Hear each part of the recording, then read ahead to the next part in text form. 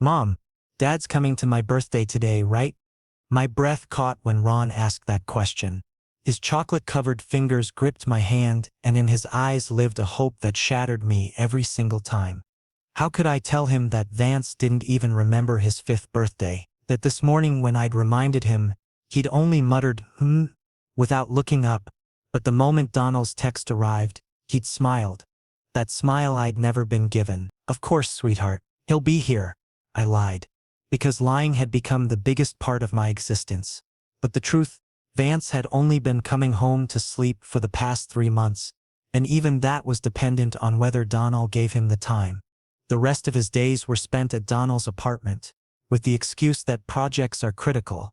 Projects. Always projects, as if Ron and I were abandoned project files gathering dust on a forgotten shelf. My phone buzzed with a notification. Vance's message. Running late, you two go ahead with the cake. Simple. Cold. As if guilt didn't exist in his vocabulary. I tossed the phone aside and pulled Ron into my arms. His soft skin carried the faint scent of peppermint and vanilla. That typical Omega child scent that usually calmed me. But not today. Today, rage burned inside me. By evening, the birthday party had only a handful of people, 2 of my friends and their children. Ron seemed happy, playing around, but every few minutes his eyes drifted toward the door, hoping Vance would walk through. When it was time to cut the cake, Ron looked at me before touching the candles. Mom, where's Dad? Something lodged in my throat. He's at a very important meeting, baby. Make your wish. He blew out the candles, but I knew what he wished for. The same thing he wished for every year. I want Dad to spend time with me. And like every year, that wish remained unfulfilled. After everyone left, I got Ron ready for bed. He played with the new robot toy my friends had given him. There was no gift from Vance. He hadn't remembered. Mom, does Dad not love me? Ron suddenly asked. My heart shattered. Exactly like a glass jar falling and breaking. Every piece separate, every piece sharp. No, honey, he loves you so much. He's just busy. But Ron was smart. Despite being only 5, he understood rejection. He felt the absence. When he finally fell asleep, I locked myself in the bathroom and cried for the first time. Hard, broken sobs. Because today Ron had asked a question I couldn't answer. What had happened to Vance? Even in our first year of marriage, he'd been distant. Yes. But at least he came home. We had dinners together, but ever since Donald returned to the city a year ago, Vance had completely changed. Ron and I had become ghosts haunting this massive mansion. And the worst part, society believed Vance was the perfect husband. At charity events, he'd hold my hand, kiss my forehead in front of cameras, and the media would write power couple goals. But at home, he wouldn't even enter my room. Separate bedrooms, separate lives. The only thing we shared was the surname, Harper. My phone buzzed again. Another message from Vance. Can't make it home tonight. Emergency. Right. Emergency. The Donald kind of emergency. I stared at the screen for a long moment, as if another message might appear. Some explanation. An apology. But nothing came. The screen went dark, and so did something inside me. The mansion felt emptier than usual that night. I walked through the hallways where Ron's laughter used to echo, back when he still believed his father cared. Now those halls held only silence and the ghost of what our family could have been. I stopped at Ron's bedroom door, watching him sleep with his stuffed bear clutched tight. His small chest rose and fell with peaceful breaths, unaware that his father had missed yet another milestone. Unaware that in a few years he'd stop expecting anything at all. My phone screen lit up one more time. Not Vance. A notification from the parent group chat at Ron's school, discussing the upcoming family day event next month. My stomach twisted.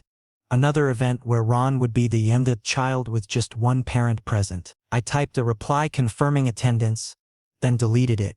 Typed again, deleted again. Finally, I just closed the app, walking back to my own bedroom, the one Vance hadn't stepped into for months.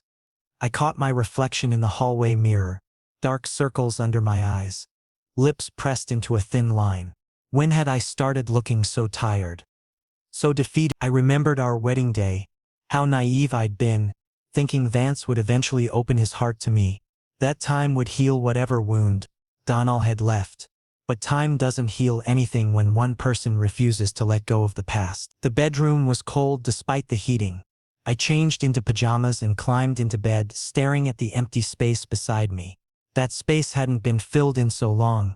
I'd almost forgotten what it felt like to share a bed with my bonded alpha. My omega instincts stirred uncomfortably, a reminder that heat cycle was approaching.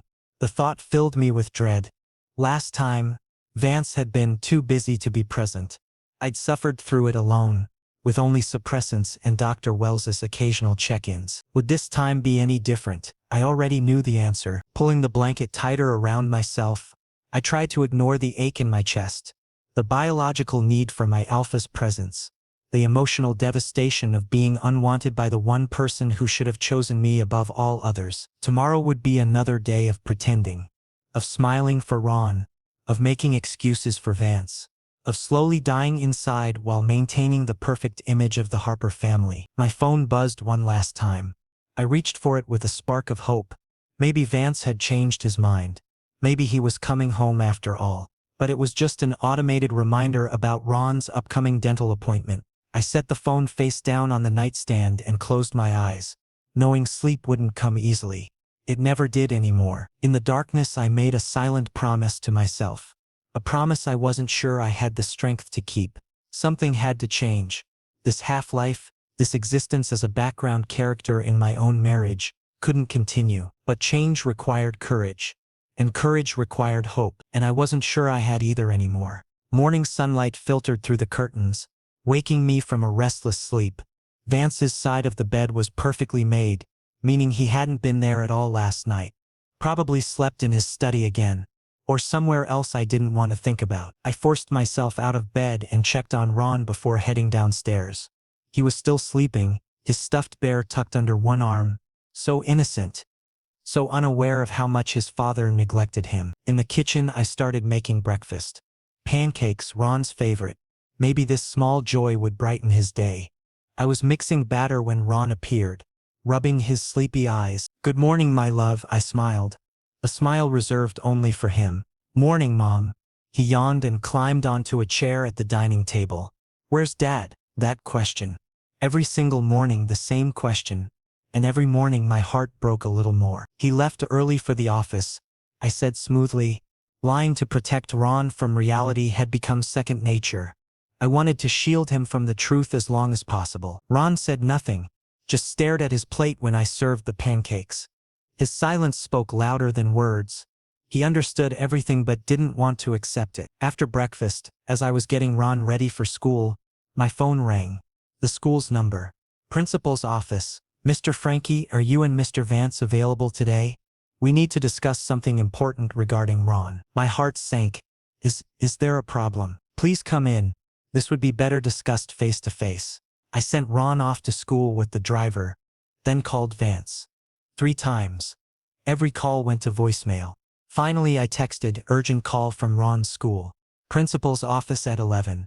Please come." The message showed 2 blue check marks. He'd read it, but no reply came. At 11 I arrived at school. My heart pounded as I waited outside the principal's cabin.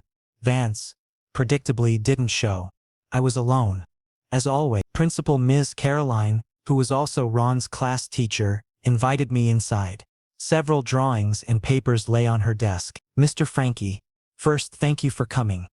I know Mr. Vance must be busy." Her voice carried a subtle edge that was hard to ignore. "He had an emergency meeting," I covered, though the excuse convinced no one anymore. Miss Caroline slid a drawing toward me. "Ron created this family portrait in art class yesterday. Take a look." I picked up the paper and my breath stopped. Only 2 figures were drawn. A small boy and an adult, both smiling. Written in crayon at the top, "My family, me and Mom." Vance wasn't there. In his own son's family portrait, the alpha father didn't exist. When I asked Ron where his dad was, Miss Caroline continued, "He said Dad's always busy. He's not part of our family. Mr. Frankie, this is a 5-year-old child's perspective of his father." The paper slipped from my fingers. I'd been trying so hard to protect Ron from Vance's absence, but he'd already figured it out. He felt unwanted, rejected, all because of Vance. Is there more?" I barely whispered. Yes. Ron's behavior is concerning too. He doesn't interact properly with classmates. He becomes aggressive over small things and sometimes completely withdraws. These are signs of emotional distress. I felt like someone had punched me in the chest. My son was suffering, and I'd been powerless to stop it. I'll handle this, I said, though I had no idea how. Back home, I taped that drawing to the refrigerator. A silent rebellion. When Vance came home, if he came home, he'd see what he'd done to his son. The afternoon dragged into evening. No Vance. I casually asked the staff, "Any update from Mr. Vance?" "Yes, sir. He messaged that he's leaving for a 3-day business trip with Mr. Donnell." "Shanghai, Donnell. Always Donnell." "He didn't inform me," I said, keeping my expression neutral. The staff member looked uncomfortable. Even he knew this situation wasn't normal. "Perhaps he planned to tell you later." "Right. Later." When he needed something from me, that night after putting Ron to bed, I went to the terrace. Cool wind brushed against my face, and distant city lights twinkled below. Such beautiful scenery, but inside me was only darkness. My phone rang. For one hopeful second, I thought it might be Vance. But the caller ID showed Dr. Wells, my regular physician. "Hello, Frankie. I'm calling to remind you that your heat cycle starts next week. Have you made preparations?" "Does Vance know?" "Heat cycle. The phase when I needed my bonded alpha most. Physically, emotionally, biologically, yes. Everything's arranged." I lied again. "Good. If there are any complications, call immediately." Managing heat cycles alone is extremely risky for bonded omegas. Especially, I ended the call and gripped the terrace railing. Vance didn't care about my heat cycles. He hadn't been present last time either. And this time, he'd be in Shanghai with Donnell. My omega instincts were already growing restless. My body was automatically preparing for heat, searching for my alpha's scent. But the alpha I was biologically bonded to was absent in every way that mattered. I made a promise to myself that night. This was the last time. The last time I'd torture myself this way. The last time I'd wait for someone who didn't value me. But right now, in this moment, I was simply helpless. Trapped in a relationship that only existed on paper, not in reality. The night grew colder. I stayed on that terrace longer than I should have, staring at nothing, feeling everything.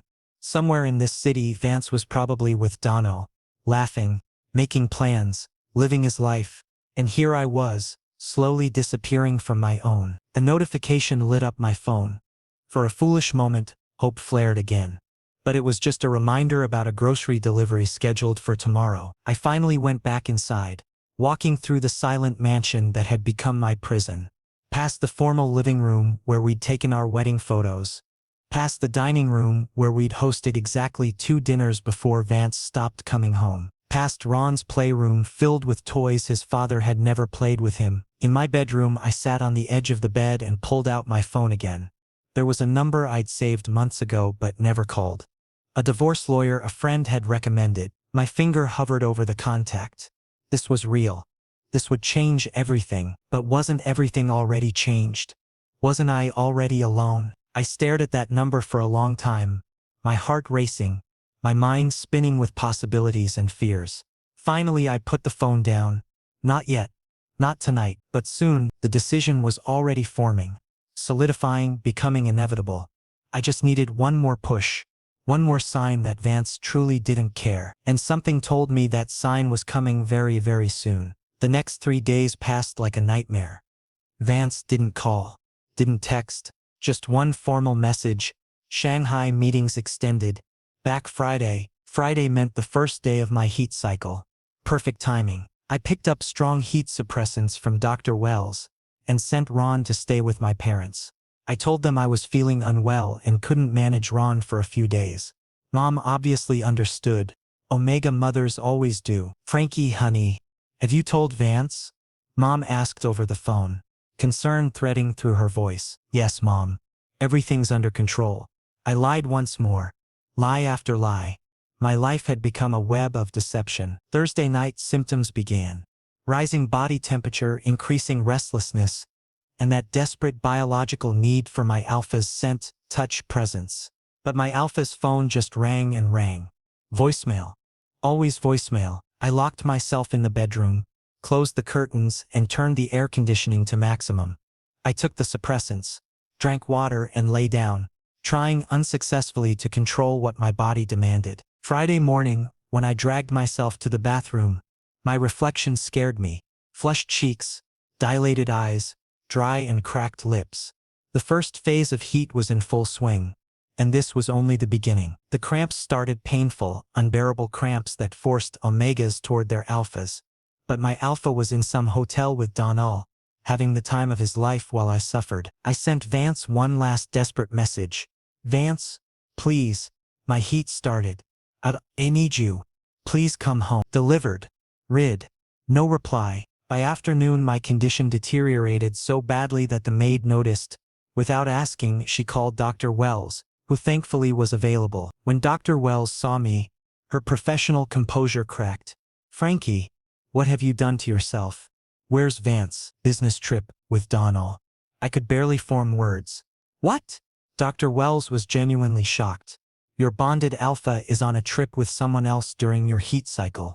This is, please. I interrupted. Just help me. Lecture later. Dr. Wells immediately sprang into action. Strong medications, IV drip for dehydration, cold compress for the fever. She stayed by my side the entire time, like a guardian angel. Frankie, you know how dangerous it is for bonded omegas to handle heat without their alpha? Your body could literally go into rejection. Your biological system could fail. I knew, but what choice did I have? By night, my fever spiked to 103 degrees. Hallucinations began. I saw Vance.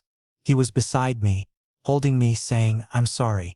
But when I opened my eyes, only Dr. Wells was there, worried and exhausted. Frankie, I've called Vance multiple times. Emergency calls. He's not picking up. Anger edged her voice. In that moment, through the fever and pain, clarity hit me. Vance had made his choice. Between me and Donal. And clearly I was the loser. Saturday brought the peak of my heat. The second day was always the most brutal. The cramps intensified until I wanted to scream. But I didn't. I buried my face in the pillow and tried to stay quiet. Because if I screamed, the staff would know how weak I'd become. Dr. Wells gave me sedatives. Rest now.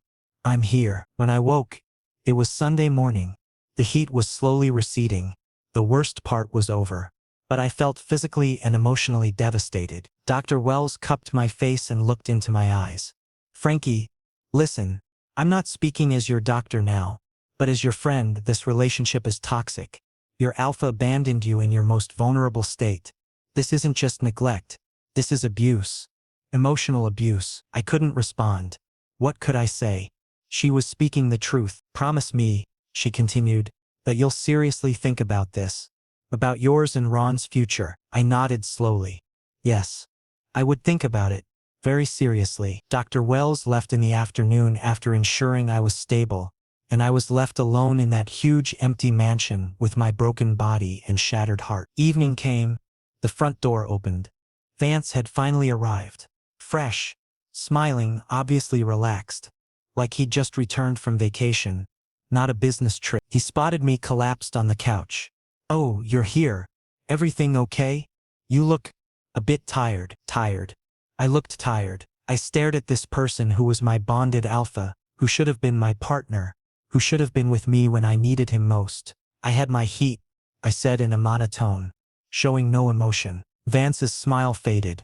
For 1 second, just 1 second, guilt crossed his face. Oh, damn. I forgot. Frankie, I'm really sorry. Sorry. Just sorry. Like he'd forgotten my lunch at home. But you managed, right? He asked casually while removing his coat. Dr. Wells must have helped. Yes. Dr. Wells helped. The stranger took better care of me than my bonded alpha. Yes, I managed. I said flatly. Vance either didn't catch my tone or chose to ignore it. He got busy on his phone and then a notification came. The name flashed on screen. Donnie. With a heart emoji. A pet name. Vance smiled while reading the message and replied, then headed straight upstairs. I'll freshen up. Pretty exhausted. Exhausted. He was exhausted. I gripped the sofa's armrest and forced myself to stand. My body was still weak, legs shaky. I made my way to the bathroom and looked at my reflection in the mirror. Deep purple circles under my eyes, cracked lips, prominent cheekbones, because I hadn't eaten properly in 3 days. Visible weight loss. I looked like a zombie.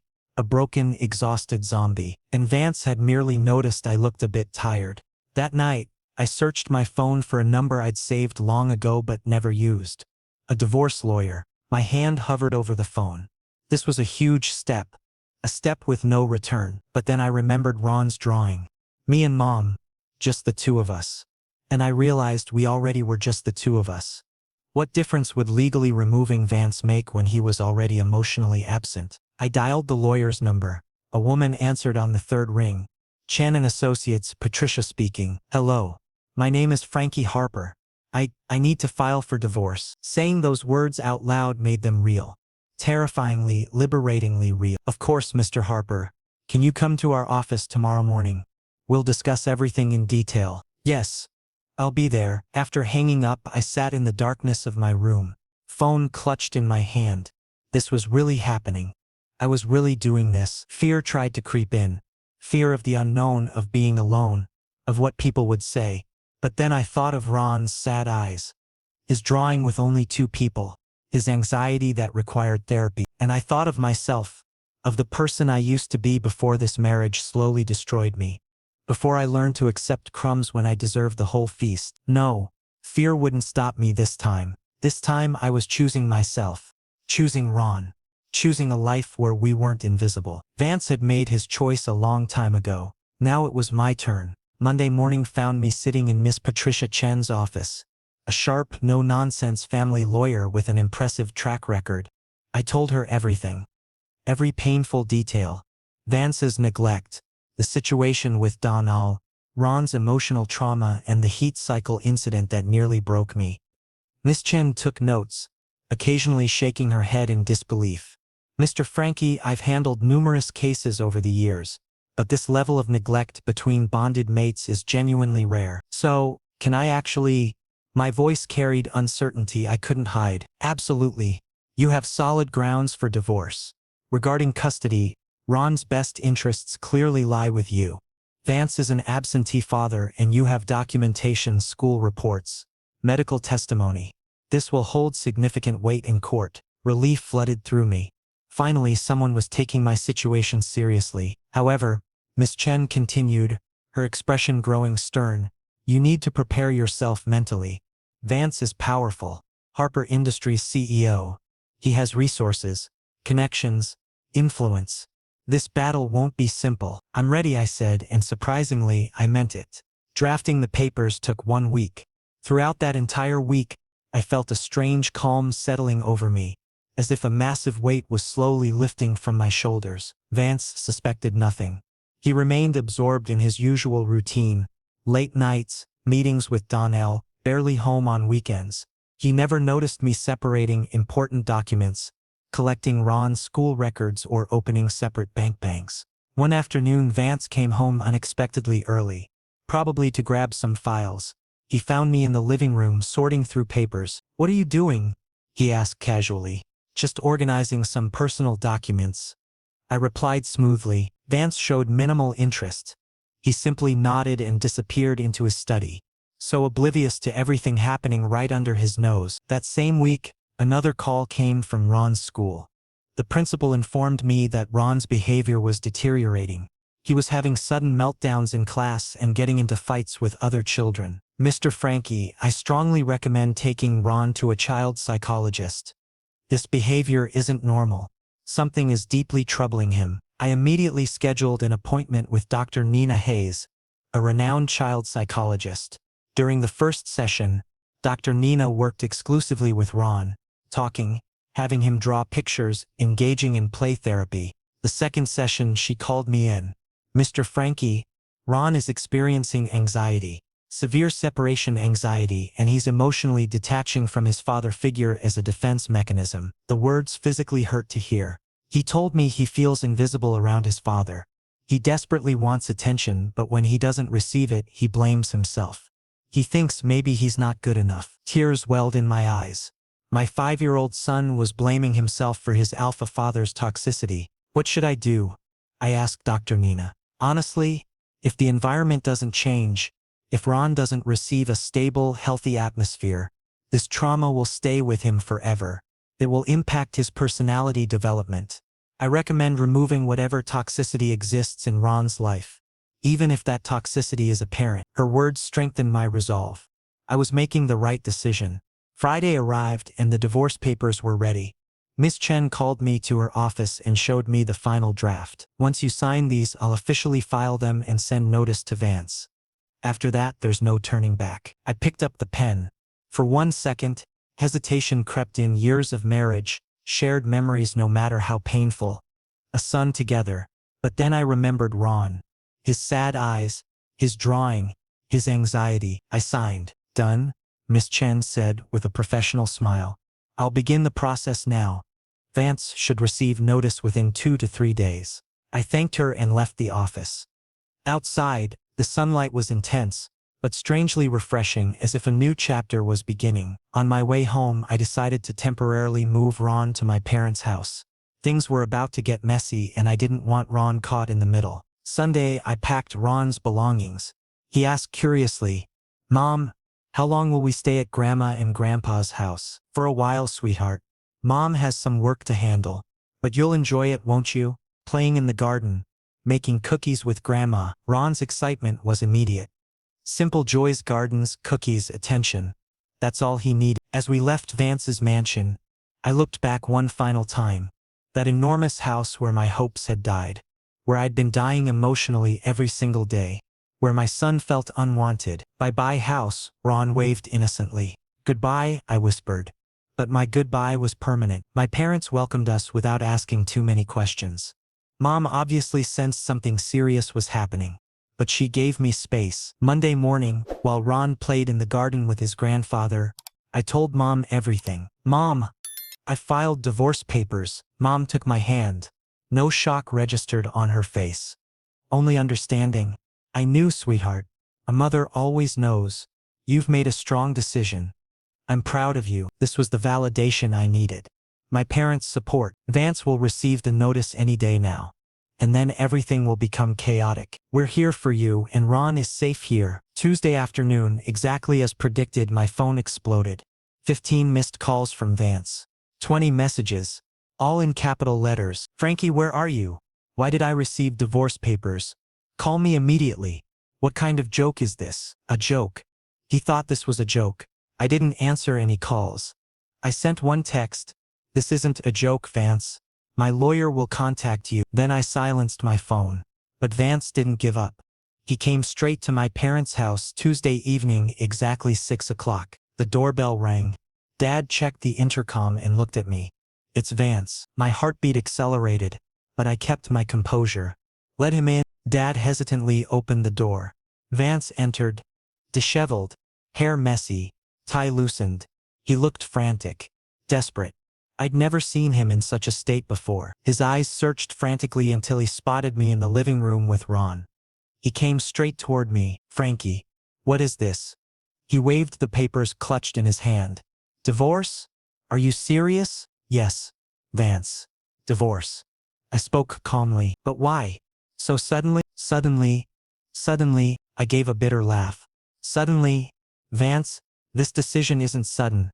It's the result of 3 years of neglect, loneliness and pain. I never deliberately hurt you."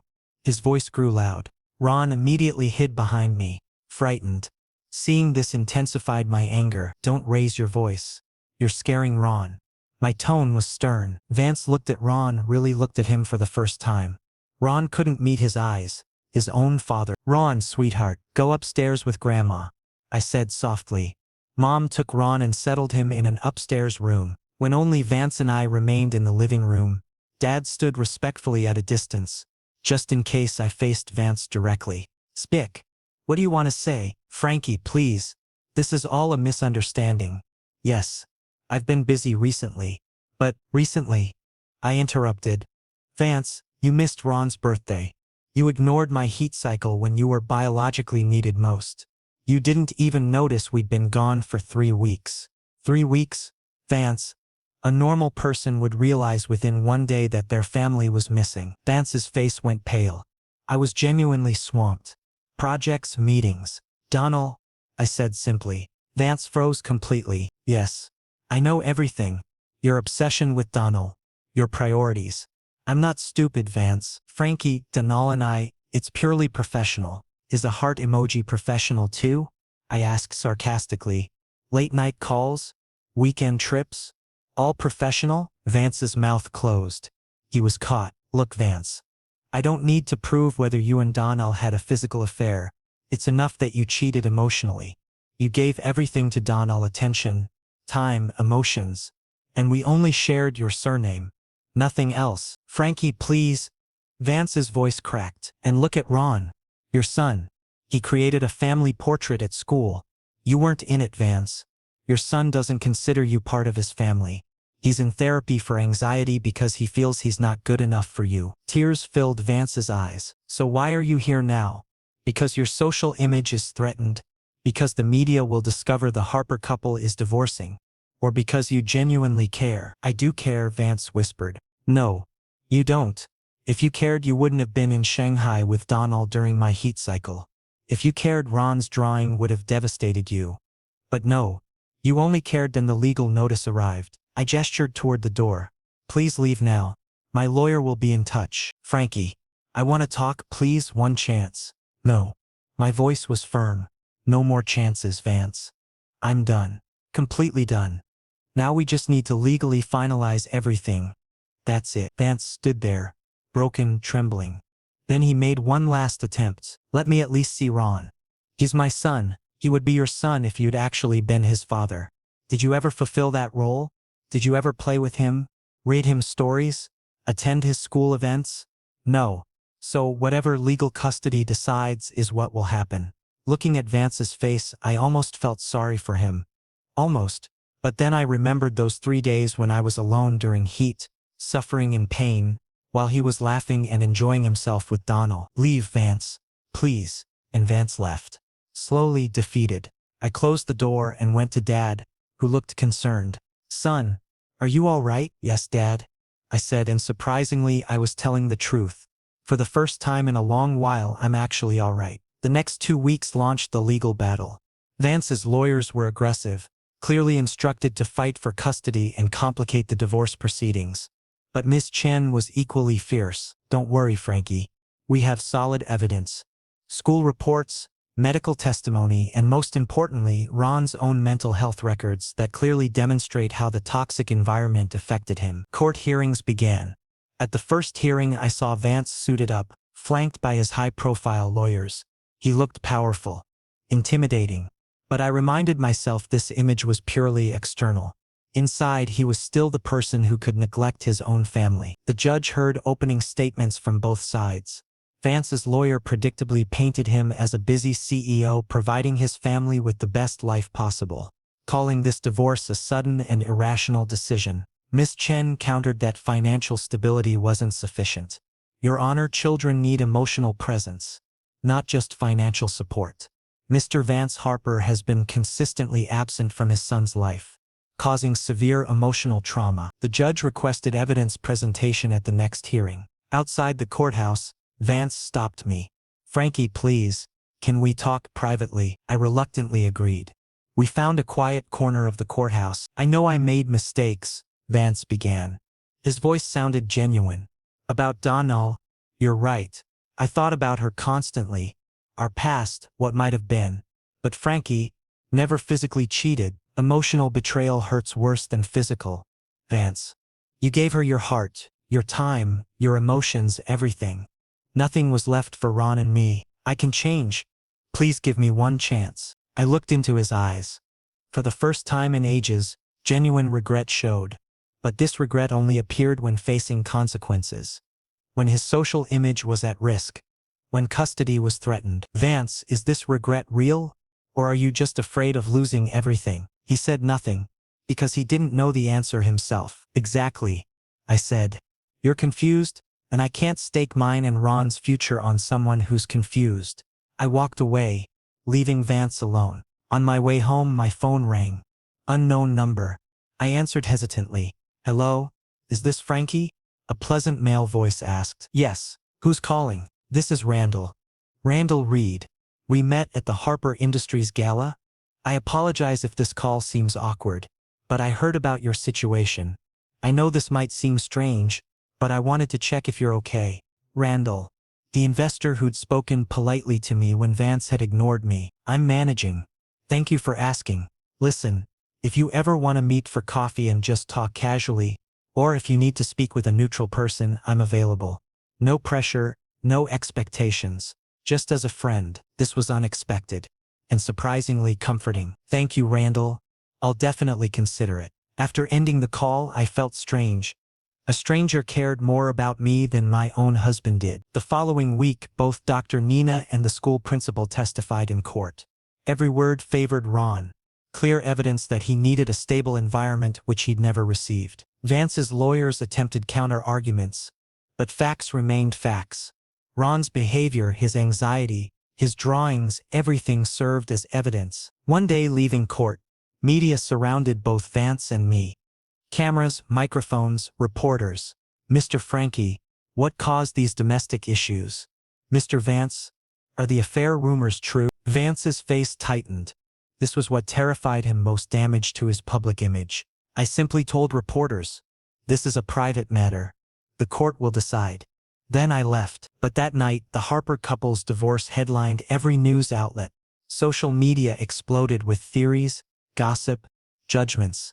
Some people sympathized with me, others defended Vance. Toxicity everywhere. I turned off my phone. I refused to participate in this circus. That same week, Vance made a desperate attempt. He came to my parents' house, this time requesting to see Ron. I need to speak with Ron. Please, Frankie.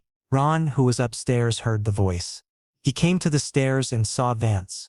For 1 second their eyes met. Ron, sweetheart, will you talk to Dad? Vance asked softly. Ron looked at me. Scared. Confused. Mom, I called Ron over. Sweetheart, if you want to talk to Dad, you can. If you don't want to, that's okay too. Ron thought briefly, then slowly approached Vance. They sat on the couch together, maintaining some distance. How have you been, Ron? Vance asked, awkwardly. I'm fine. Ron's voice was small. How's school? Good. The conversation felt forced, unnatural, like two strangers attempting communication. And technically they were strangers. Biology had made them father and son, but no bond had ever formed. After a short while, Ron looked at me, a silent plea. I understood. Vance, I think that's enough for today. Vance nodded reluctantly. But as he was leaving, Ron suddenly spoke. Dad, will you come again? Vance stopped. Hope flickered in his eyes. Yes, son. If you want me to, absolutely. Ron nodded slowly. After Vance left, I hugged Ron. You're very brave, sweetheart. I'm proud of you. Mom, will Dad start coming more often now? Maybe, sweetheart. But that depends on whether he genuinely tries. Ron hugged me tightly. I just want everyone to be happy, Mom. My heart broke. My 5-year-old son wanted everyone happy when he himself hadn't experienced happiness. You're my priority, Ron. Always. And I'll make sure you're happy. I promise. Over the next 2 weeks, court proceedings continued. Evidence mounted. Finally, the judge announced the custody decision. Primary custody will remain with Mr. Frankie Harper. Mr. Vance Harper will have visitation rights, supervised initially for 3 months. We'll review based on Mr. Vance's involvement and Ron's comfort level. I won. Legally. But this victory felt hollow because a family had been shattered. Vance accepted the decision without further fighting. Perhaps he'd realized he didn't deserve full custody. Divorce proceedings also moved forward officially. Settlement discussions began. Vance made generous offers. The house, financial support, everything. I only took what Ron's future required. I didn't want the rest. I wanted to stand on my own feet. 1 month later, when everything was nearly finalized, Randall called again. Hey Frankie, I know this is a difficult time, but I wanted to tell you the decision you made was brave. You should be proud of yourself. Thank you, Randall. That means a lot. The coffee offer still stands. Whenever you're ready. This time I said yes. 6 months later, life had begun settling into place. The divorce was officially complete. I was legally single, and surprisingly, this freedom felt more liberating than frightening. I'd leased a small apartment, Cozy, bright, and most importantly, a fresh start for us. Ron's new school was nearby and his adjustment there was surprisingly smooth. In a recent session, Dr. Nina had said, "Frankie, Ron's improvement is remarkable. His anxiety has decreased significantly. He's become more open and he's finally learning to express his emotions properly." A stable environment truly made the difference. Hearing this brought satisfaction greater than any court victory could provide. My interior design firm was also growing steadily. I'd taken on several residential projects, and clients were pleased with my work. Financial independence was emerging, and the feeling was incredible. I could support myself and my son on my own terms. And Randall, he'd gradually become an important part of my life. We'd had multiple coffee dates, dinners, and occasionally he'd accompany Ron to the park. Ron was growing fond of him. "Mom, Uncle Randall is nice," Ron said one day while we built structures with blocks in the living room. "He actually plays with me." That simple sentence carried profound meaning. Actually plays, something his biological father had never done. Randall was respectful about boundaries. He never rushed anything. He understood I was healing and had the patience to wait. One evening, after Ron had fallen asleep, Randall and I sat on the balcony drinking coffee. "Frankie, I want to ask you something," he said hesitantly.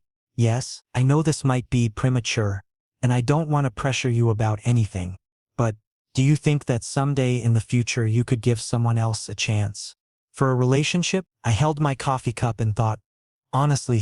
Initially I believed I never could, that I'd never trust anyone again. But I looked at him. "But you've shown me that good people exist. People who genuinely care without ulterior motives." Randall smiled softly. "I can wait, Frankie. However long it takes." In that moment, I felt that perhaps I could try again. Meanwhile, Vance was taking his scheduled visits regularly. At first they were awkward. Forced conversations, uncomfortable silences, but gradually he began genuinely trying. He started bringing gifts for Ron. Not expensive toys, but thoughtful items. Books Ron enjoyed, art supplies. Once he solved a puzzle with Ron, and I watched from the doorway. For the first time, they'd done something together. Ron was also gradually opening up to Vance. He remained guarded, obviously, but at least he was communicating now. One day after a visit, Vance spoke to me. "Frankie, I know sorry isn't enough, but I'm genuinely trying to build a bond with Ron, to become his real father." "I can see that," I said neutrally. "And about Donnell, I've completely cut ties with her. She's even left the city." "Vance, I don't need this information because I want you back. You should have done this because it was right. For yourself." "I know, and I am doing this for myself. I'm also attending therapy, Frankie.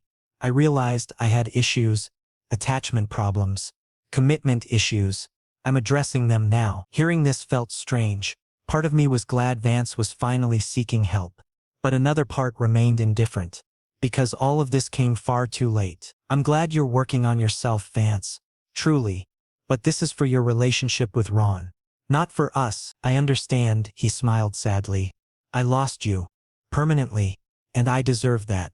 But at least I don't want to lose my son too." "Good. Because Ron needs you, a healthy version of you." Vance nodded and left. Over the following months, life settled into a pleasant routine. Ron was thriving at school. I was succeeding in my career. And Randall was gradually finding his way into my heart. Ron's 6th birthday arrived. This time I decided we'd have a simple party at home, with close family and friends. Both Ron and I were involved in party preparations, hanging decorations, ordering the cake, creating the guest list. These simple moments felt incredibly precious. "Mom, should we invite Dad too?" Ron asked innocently. I looked at him with surprise. "Do you want to?" Ron thought briefly. "Yes. He's better now than before." And that was true. Over the past few months, Vance had genuinely made an effort. "Okay, sweetheart. I'll invite him." The party day was surprisingly beautiful. My parents came, my close friends with their children, and Randall too. And Vance, he arrived on time, carrying a gift, genuinely interacting with Ron. At cake cutting time, Ron closed his eyes before blowing out the candles. "What did you wish for, sweetheart?" I asked. Ron smiled. A genuine, happy smile. "Mom, my wish already came true. I'm happy. And everyone else is happy too. Tears filled my eyes. My son had endured so much, and now he was finally content. After the party, as everyone was leaving, Vance pulled me aside. "Frankie, thank you for inviting me. I know that wasn't an easy decision. This was for Ron. He wanted you here." "I know, and I'm grateful. You're an excellent father, Frankie." "Ron is fortunate." This compliment was unexpected. "Thank you." And Vance hesitated. "I see how Randall looks at you, and how you look at him. He seems like a good person." "He is," I said honestly, "that I'm genuinely happy for you. You deserve happiness. You always did." Acknowledging this must have been difficult for Vance. But he said it, and that mattered. "Vance, I want you to move forward too. Find happiness for yourself, and be a good father to Ron. That's all I ask. I'll try. I promise." After Vance left, Randall approached me. "Everything all right?" "Yes." I smiled. "Everything is finally all right." Randall gently took my hand, respectfully. "Frankie, I know this might seem rushed, but I need to tell you something. I'm developing feelings for you, and I'd like us to give this Wursek a proper chance when you're ready." My heart skipped. For the first time in ages, I felt butterflies. Real ones. "I'll think about it. Seriously, that's all I ask." That night, after Ron fell asleep, I stood on the balcony watching the city lights. So much had changed. 6 months ago, I was trapped in a toxic marriage, emotionally dead, hopeless, and today, I was free, healing, and perhaps ready to move toward love again. My phone buzzed. A text from Randall. "Thank you for today. You and Ron are both amazing. Good night." I smiled while replying, "Good night. See you soon." And in that soon lived infinite possibilities. 1 year later, I stood in our newly renovated house's living room. This home, our home, was designed exactly as I'd always envisioned. Bright, warm, full of life. Ron was in his room, playing with the new gaming console Randall had given him for his 7th birthday. His laughter echoed through the house, and that sound brought peace to my heart. Randall was in the kitchen preparing dinner. Yes, we were officially together now, properly, seriously. He'd taken his time, shown patience, and gradually earned my trust. "Frankie, dinner's almost ready," Randall called from the kitchen. "Coming," I called back. The doorbell rang. Vance here for his scheduled visit. I opened the door. "Hey, come in." "Thanks." Vance smiled, genuinely, warmly. He'd also changed over the past year. Therapy had helped him, and he was genuinely becoming a better person and better father. "Ron's upstairs. You can go up. Actually, I wanted to speak with both of you first." He looked toward the kitchen where Randall was. Randall emerged from the kitchen. "Hey, Vance." "Hey, Randall. Look, I wanted to come officially to say." Vance took a deep breath. "Thank you. To both of you. The love and care Ron receives is incredible. Frankie, you're an amazing father. And Randall, you're becoming a real role model for Ron. This was unexpected, and I want you both to know I'm not jealous. Not anymore. I'm grateful Ron has you both. Because I know I alone couldn't give him what he needs." "Vance," I started to say something, but he continued. "I'm moving forward, Frankie. Properly. I've started dating someone, another beta actually, and it feels healthier. Honest. Real. I'm genuinely happy for you, Vance. And regarding Ron, I want us to co-parent properly. As friends. As partners in raising him right." I looked at Randall, who smiled supportively, then at Vance. "That's what I want too." Vance went upstairs to see Ron, and I joined Randall. "Are you okay?" Randall asked. "Yes. I'm actually proud. It took time to reach this point, but we did it. Healthy co-parenting, healed relationships." Randall hugged me. "That's your strength, Frankie. You never chose revenge or bitterness. You chose healing, and that was true. I'd never tried to destroy Vance. I'd simply chosen a better life for Ron and myself. And in the end, everyone was in a better place." At dinner time, we all sat together. Me, Randall, Ron, and Vance. This was an unconventional family. There was complicated history, but it worked, because everyone had finally found their proper place. Ron said, "Mom, thank you." "For what, sweetheart?" "For everything. For keeping me happy." "And Dad," he looked at Vance, "you're coming more now too." "Thank you." Emotion filled Vance's eyes. "Anything for you, champ." Looking at Randall, Ron added, "And thank you for being here. for us. Randall placed his hand on Ron's head. I'll always be here, buddy. In that moment, looking around the table, I realized this was the real happy ending. Not perfect, not a fairy tale, but real, authentic, healthy. I looked at my past, that painful, toxic relationship that had nearly destroyed me. Then at the present, healing, growth, and new beginnings. Life had taught me that sometimes endings are necessary for better beginnings, that self-worth should never be compromised, and that love, real healthy love, is worth waiting for. My phone buzzed. A message from social media, an old photo from when Vance and I were society's perfect couple.